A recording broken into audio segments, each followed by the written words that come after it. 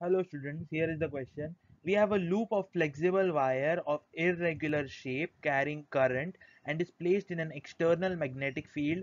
We need to identify the effect of the field of the wire. So the options are given to us and we have a wire like this.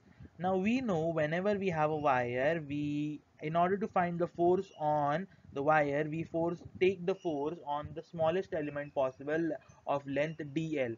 Let's say the length of the rope or loop is L, so we take some dl amount of this, which is the infinitesimal amount of the length of the loop, and we consider the force on that. So we know that it is carrying current, so let's say it's carrying a current in this direction. Now applying the right hand thumb rule or the right hand rule, we know that whatever direction the current is flowing, we take the force that is having the counterclockwise or the clockwise orientation with respect to the right hand.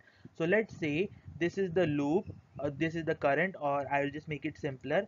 The current is like this, okay? So the current is like this, so this is my thumb. So my thumb is pointing to the current, correct? Now my I know this will be a little weird for you to look, but this is just for representation purposes and you just need to know what I am trying to do over here. So this is my hand, correct?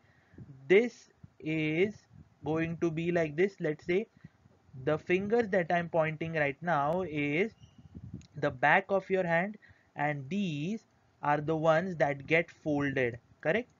So this is the loop that I'm talking about. This is the direction of the current, and I have a current or the force that is acting in this direction. Now if you look at this direction on the loop, you will be able to recognize that the force is acting perpendicular to a dl length. We know dl is very small, so we can consider it to be a straight line.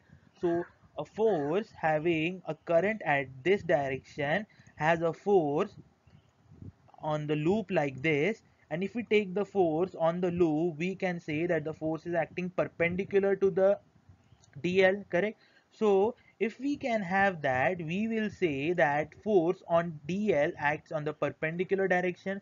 So there are infinitesimal dls present over here.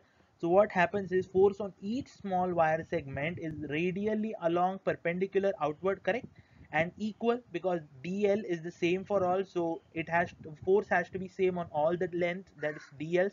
So it will take the shape of a circle, because we know once it elongates enough, the shape that it's going to possess is going to be a perfectly symmetrical shape, because the force is the same, and the sheer shape of a circle is the only one that will have the orientation that we just discussed to be correctly assumed, and it is parallel to the field because the field is like this and the force is over here.